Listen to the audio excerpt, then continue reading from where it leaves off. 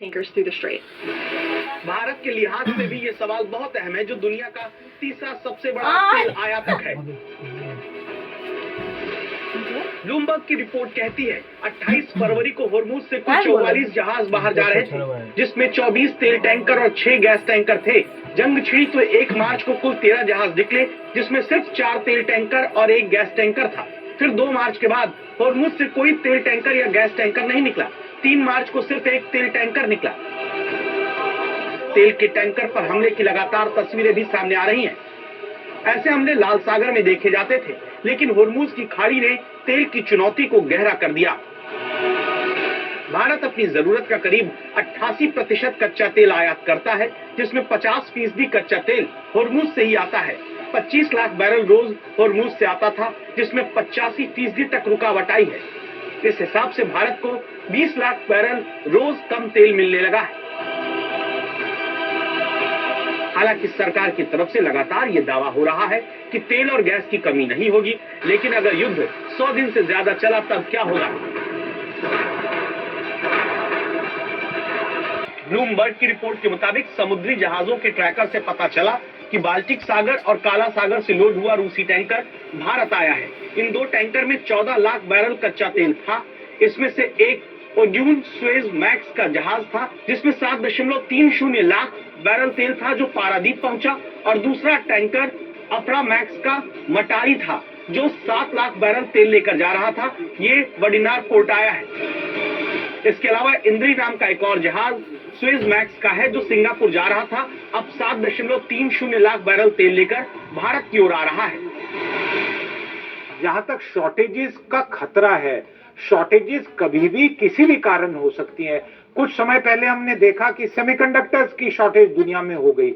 Supply chain का disruption, इस बारी तेल की सप्लाई चेन में डिसरप्शन हुआ है, और कोविड के बाद लगातार दुनिया ये समझ रही है कि सप्लाई चेन्स में डिसरप्शन है। हमें ये लेसन लेना चाहिए कि 20-22 साल पहले भारत ने क्रूड ऑयल के स्ट्रेटेजिक रिजर्व्स का अभियान शुरू किया था।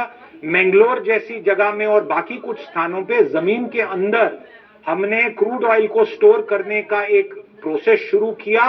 उस प्रोसेस का बहुत बड़े पैमाने पे एक प्रकार से एक्सपेंशन होना चाहिए। दुनिया में कब क्या हो जाएगा, कुछ कहा नहीं जा सकता। इसीलिए समझदारी इसी में है कि चीन की तरह तेल रिजर्व के समय रहते उपाय किए जाएं, ताकि किसी भी युद्ध का भारत की अर्थव्यवस्था पर असर कम से कम पड़े। प्रणय, टैरिफ के पूरी उस चर्चा के समय डोनाल्ड ट्रंप को ऐतराज रहा रूस से तेल लेने पे। अब जो परिस्थितियां उनके ही कारण उत्पन्न हुई हैं, उसमें रूस से तेल लेना हमारे लिए कैसा विकल्प है? क्योंकि रूस की तरफ से कहा जा रहा है हम तो हमेशा तैयार हैं। देखिए, भारत की तेल आपूर्ति को लेकर भारत सरकार का जो रुख है वो हमेशा से स्पष्ट रहा है कि भारत अपनी जरूरतों के आधार पर, अपनी रणनीतिक स्वायत्तता के आधार पर और बाजार के डायनेमिक्स के आधार पर यह फैसला करेगा कि उसे तेल कहां से चाहिए, क्योंकि भारत 140 करोड़ से ज्यादा की आबादी वाले इस देश की ऊर्जा सुरक्षा भारत सरकार की प्राथमिकता है। इसलिए चाहे वो रूस का तेल हो, चाहे वो वेनेजुएला से आने वाला तेल हो या नाइजीरिया से आने वाला तेल हो, भारत ने अपने तेल के विकल्पों को हमेशा खोला रखा है और उसको हमेशा से डाइवर्सिफाई रखा है। कोई एक स्रोत नहीं है भारत की ऊर्जा आपूर्ति के लिए। स्वाभाविक रूप से भारत जैसे बड़े खरीदार को लुभाने, उसको आकर्षित करने और उसके साथ तेल आपूर्ति के सौदे करने की इच्छा किसी भी देश की होगी, और शायद यही वजह है कि रूस उस खोए बाजार को, जिसके अंदर कटौती आई थी अमेरिका की पाबंदियों के चलते, अमेरिका के दबाव के चलते, उसकी भरपाई करने के लिए उसने तत्काल जो है करीब 9 लाख से ज्यादा का जो बैरल का जो तेल है, 9.5 मिलियन, सॉरी माफ कीजिएगा, 90 लाख बैरल, तो ये निश्चित रूप से एक बड़ा है अमाउंट है, जिसको भारत की तरफ उन्होंने बढ़ाया, और ये कहते हुए बढ़ाया है कि अगर आप चाहें तो ये तेल ले सकते हैं। हाई सीज के अंदर बहुत बड़ी मात्रा के अंदर तेल अवेलेबल है, और ये इसीलिए रखा जाता है कि जिसे जरूरत हो वो उस तेल को खरीद सके बाजार के उन तमाम दामों और मूल्यों के आधार पर।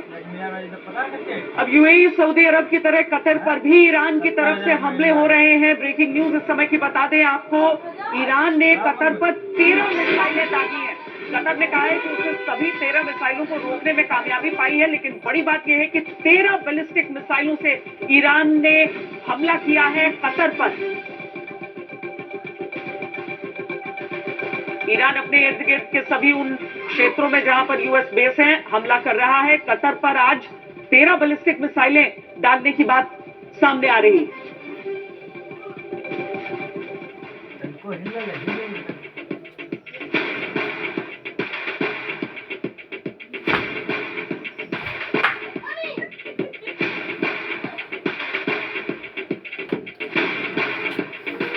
अमेरिका और उसके सहयोगी देशों ईरान की मिसाइलों को तो इंटरसेप्ट कर ले रहे हैं, लेकिन शाहिद ड्रोन को काबू करने में उन्हें पसीने आ जा रहे हैं। अब यूक्रेन ने इसे लेकर सऊदी अरब यूएई को मदद की पेशकश की है। इसे लेकर ज्यादा जानकारी दे रहे हैं हमारे सहयोगी सुमित चौधरी। अमेरिका, इजराइल और ईरान का ये युद्ध लगातार अब ड्रोन वॉरफेयर में तब्दील होता जा रहा है। ऐसे में सबसे बड़ा सवाल है कि आखिरकार वो कौन कौन से ड्रोन है जो लगातार अब ईरान और अमेरिका एक दूसरे पर टारगेट करने के लिए इस्तेमाल कर रहे हैं। सबसे पहले आपको दिखाते हैं उन ड्रोन के बारे में। दरअसल शाहिद ड्रोन यानी ईरान का वो ड्रोन जिसकी चौतरफा चर्चा हो रही है। यूक्रेन युद्ध में ये ड्रोन इतना कामयाब रहा है कि अमेरिका को इसकी कॉपी भी बनानी पड़ी है। अब जो दूसरा ड्रोन है जिसका नाम है लूकस ड्रोन, जो अमेरिका ने तब्दील किया या इसको विकसित किया है, हुबहू शाहिद ड्रोन की ही नकल लगता है। अमेरिका को ईरान के हथियारों की नकल करनी पड़ी। इससे ही अंदाजा लगाया जा सकता है कि यह ड्रोन कितना कमाल का रहा होगा। ये ड्रोन एक बार फिर से चर्चा में है, जिसके जरिए ईरान ने कम से कम खर्च के अंदर पूरे पश्चिमी इलाकों के अंदर, या फिर आप ये कह सकते हैं कि पश्चिमी एशिया में बड़े बड़े देशों के पसीने तक निकाल दिया। शाहिद ड्रोन की तबाही की तस्वीरें सारी दुनिया देख रही है। सबसे पहले मैं आपको ये स्क्रीन पर जो आपको दिखा रहा हूं, अगर आप देखें, ये वो मैप है, ये वो जानकारी है जिसकी जानकारी अमेरिका ने अपने 100 घंटों के आप कह सकते हैं ऑपरेशन में दी थी। अगर आप पूरे के पूरे इलाके को देख रहे हो, अगर आप ऊपर से देखें नीचे तक, यानी इस इलाके के नीचे तक अगर आप देख रहे हो, तो आपको समझ में आएगा कि ये वो इलाके हैं जहां पर सबसे पहले अमेरिका ने अटैक किए। यानी कोस्टल एरियाज को आप कह सकते हैं कि एडी यानी उनके एयर डिफेंस सिस्टम से पूरी तरीके से खाली कर दिया। उसके बाद एक वैक्यूम बनाया गया जो तेहरान की तरफ जाता है। यानी तेहरान की तरफ अगर आप ये रास्ता देख रहे हो, तो दरअसल ये वैक्यूम बनाया गया, ये कॉरिडोर बनाया गया जहां से दोबारा से उनके एयरक्राफ्ट और ये ड्रोन्स ने हमले करने शुरू किए। और उसके बाद उनके एयरक्राफ्ट को पूरी तरीके से एक नया एयर डोमिनेंस का इलाका मिल चुका था। यानी अब अमेरिका के लिए ये बहुत आसान था कि वो इन इलाकों में आराम से अपने हथियारों को, अपने एयरक्राफ्ट को मूव कर सके। अब ईरान के हथियार का तोड़ सबसे पहले यूक्रेन ने ड्रोन इंटरसेप्ट के रूप में निकाला था। अब आपको वो भी हम बताने की कोशिश करते हैं कि आखिरकार वो ड्रोन इंटरसेप्ट क्या रूप क्या है, कैसे लगातार यूक्रेन ने इसी ईरानियन ड्रोन का जो जिसे रूस इस्तेमाल कर रहा था उनको टारगेट करना शुरू किया। ये ड्रोन इंटरसेप्ट 1 मिनट में ड्रोन को मारने के लिए तैयार हो जाता है। जैसे ही पता चलता है कि हथियारबंद ड्रोन आ रहे हैं, ये तुरंत ड्रोन को तुरंत लॉन्च कर दिया जाता है और ये शाहिद जैसे ड्रोनों को ढूंढकर उनसे टकरा जाते हैं। जेलेंस्की ने ईरान के ड्रोन हमले में झेलते हुए सऊदी अरब, यूएई और कई देशों को अपनी मदद का ऑफर भी दिया। यानी यूक्रेन ऐसा देश है जो इस दुनिया में जो लगातार ऐसे ड्रोन को मार गिराने की काबिलियत रखता है और ये काबिलियत उसने रूस के साथ अपनी जंग में हासिल भी की और उसको साबित भी किया।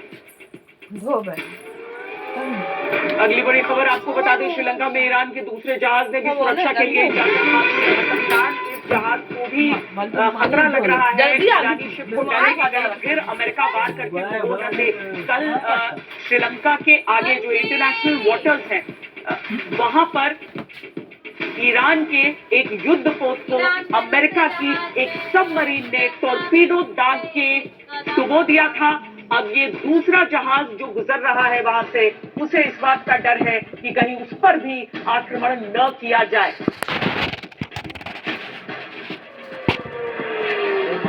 ईरान युद्ध को लेकर अमेरिका का समीकरण बदलता हुआ नजर आ रहा है। जिस तरह से ईरान हथियार डालने को तैयार नहीं है, उसके बाद तख्ता पलट का नया प्लान डोनाल्ड ट्रंप बना रहे हैं। वो ईरान के अंदर ही सशस्त्र विद्रोहियों को समर्थन देने का प्लान कर रहे हैं। इसके अलावा वो कुर्दों की मदद लेने पर भी विचार कर रहे हैं।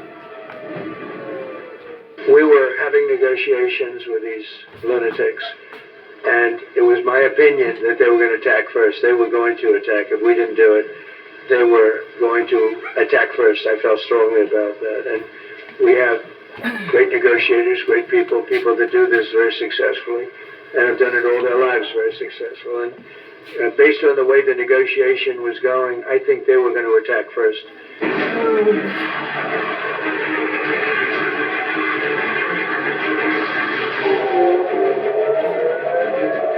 ईरान में अपनी मनचाही सरकार बनवाने के लिए डोनाल्ड ट्रंप तख्ता पलट का ऐसा प्लान बना रहे हैं जिससे अमेरिकी सेना को भेजे बिना ही अमेरिका का मकसद कामयाब हो जाएगा।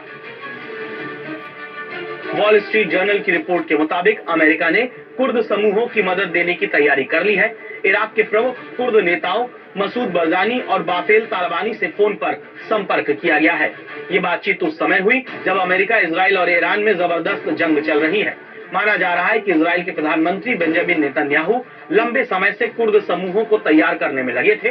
नेतन्याहू ने व्हाइट हाउस में ट्रंप के साथ बैठक के दौरान ये प्रस्ताव रखा था कि अगर हालात और बिगड़ते हैं तो कुर्द गुट ईरान के खिलाफ सक्रिय भूमिका निभा सकता है। ईरान की आक्रामकता को देखते हुए अब वो वक्त आ चुका है जब अमेरिका इन गुटों का इस्तेमाल उसके खिलाफ करे।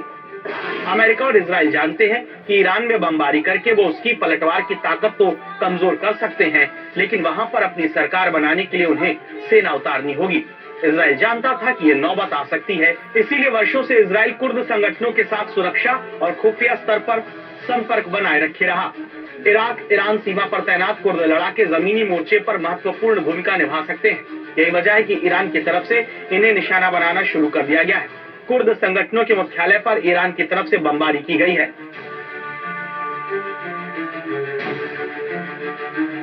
कुर्द समुदाय मध्य पूर्व का बड़ा जातीय समूह है, लेकिन इनका कोई स्वतंत्र राष्ट्र नहीं है। ये लोग तुर्की, सीरिया, इराक और ईरान के हिस्सों में फैले हैं। अमेरिका के लिए कुर्द इसलिए भी अहम है क्योंकि 2003 में सद्दाम हुसैन के पतन के बाद उत्तरी इराक में उन्हें स्वायत्त प्रशासन मिला।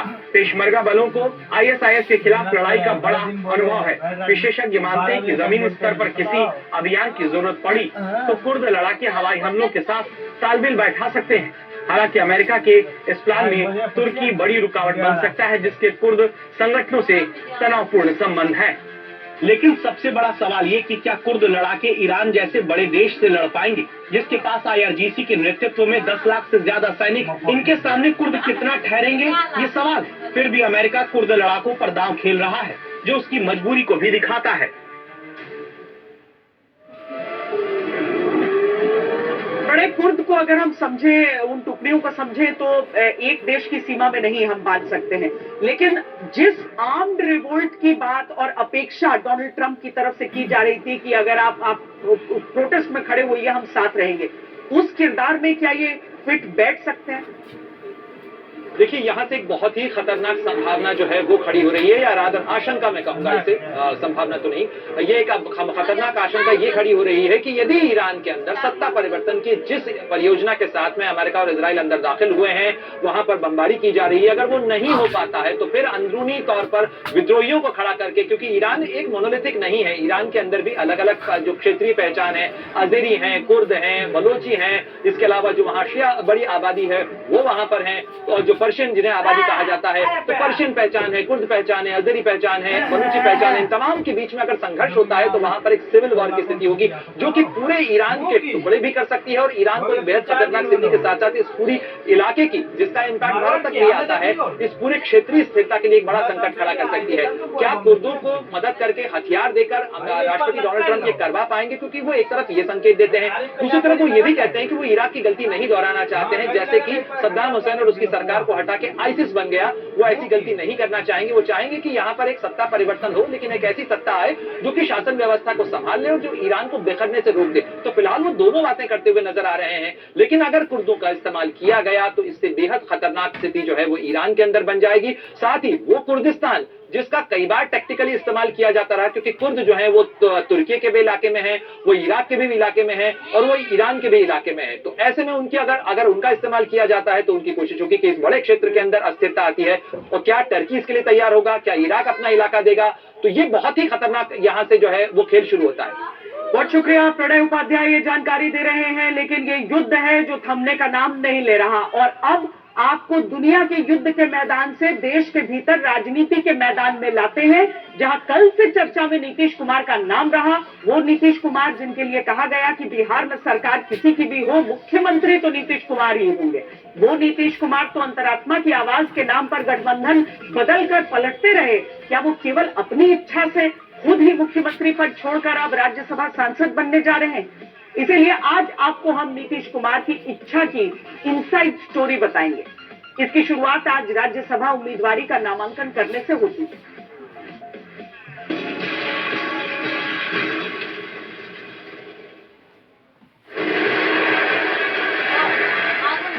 कड़े मार्ग। बिहार की राजधानी पटना में 20 साल में बहुत कुछ बदला, लेकिन मुख्यमंत्री आवास को लेकर नीतीश कुमार का पता नहीं बदला, सिवाय बीच में नीतीश की ही मर्जी से जीतन राम मांझी के कुछ दिन कुर्सी पर रहने को छोड़ दिया जाए तो। अब इसी एक कड़े मार्ग पर बिहार के 10वीं बार मुख्यमंत्री पद की शपथ लेने के 106 दिन बाद गृह मंत्री अमित शाह का स्वागत नीतीश कुमार ने किया, तो ये बिहार के राजनीतिक भविष्य का आम शिष्टाचार वाला स्वागत नहीं। जवाब इस मुलाकात से कुछ वक्त पहले ही नीतीश कुमार ने दे दिया।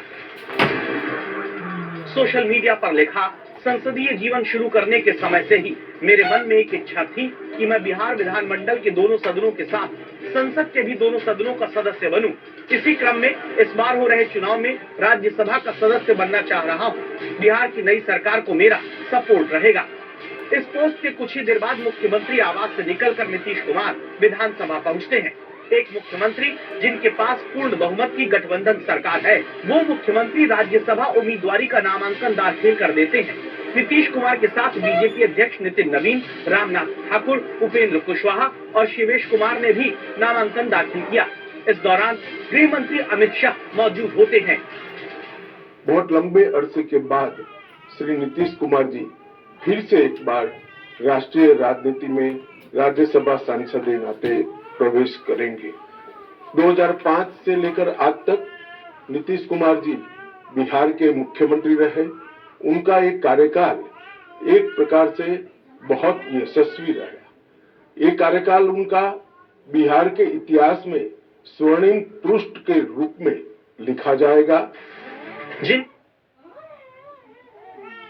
तो अमित शाह आज खास करके इसके लिए पहुंचे भी पटना, वहां पर नामांकन के दौरान मौजूद रहे। हमारे साथ हमारे सहयोगी इस समय जुड़ रहे हैं शशि भूषण सीधे पटना से, उनसे हम चर्चा करेंगे। लेकिन उससे पहले हम आपको दिखाते हैं कि चुनाव जीतने के 3 महीने 13 दिन में ऐसा क्या हुआ कि मुख्यमंत्री नीतीश कुमार ने राज्यसभा सांसद बनने की इच्छा जता दी। ऐसे में समर्थक कैसे मानेंगे, पार्टी कार्यकर्ता को कैसे संभाला जाएगा, नीतीश कुमार क्या अपनी इच्छा जताएंगे, ये सब कुछ बैठक करके आपस में तय किया गया। आज तक संवाददाता शशि भूषण और हिमांशु मिश्रा नीतीश की इच्छा की पूरी इनसाइड स्टोरी बताते हैं। तारीख 20 फरवरी। ये वीडियो अचानक चर्चा में आया। दिन शुक्रवार का था। गृह विभाग के बजट पर सदन में चर्चा होती है। नीतीश कुमार तभी पीछे से अपने मंत्री से मेज थपथपाने की बजाय ताली बजाने को कहते हैं। 20 फरवरी को ही तेजस्वी यादव ने एक वीडियो पोस्ट करके लिखा कि नीतीश कुमार ने सदन में लगे टैब मॉनिटर को पहले नमस्कार किया और फिर उसे मोड़ने को कहकर सामने से हटवा दिया। तेजस्वी यादव ने तब मुख्यमंत्री के स्वास्थ्य को लेकर सवाल किया। नीतीश कुमार के स्वास्थ्य को लेकर बहुत पहले से विपक्ष में रहते बीजेपी और बाद में विपक्ष में आरजेडी सवाल उठाते रहे हैं। खबर यह है कि पिछले चुनाव में विधानसभा चुनाव से पहले नीतीश कुमार से उनके स्वास्थ्य के बारे में विपक्ष के आरोपों को लेकर चर्चा कर ली गई थी। दावा है कि तब ये निर्णय हुआ कि चुनाव जीतने के कुछ समय बाद नीतीश की इच्छा से उनकी सम्मानजनक विदाई होगी। लेकिन नीतीश कुमार चुनाव जीतने के 111 दिन के भीतर मुख्यमंत्री पद छोड़ राज्यसभा में जाने का रास्ता चुनेंगे। यहाँ तक कि स्क्रिप्ट कैसे आपसी सहमति से पहुंची। जानकार कहते हैं नीतीश कुमार ने जल्द मुख्यमंत्री पद छोड़ने का पहला संकेत नवंबर महीने में ही दे दिया, जब गृह विभाग नीतीश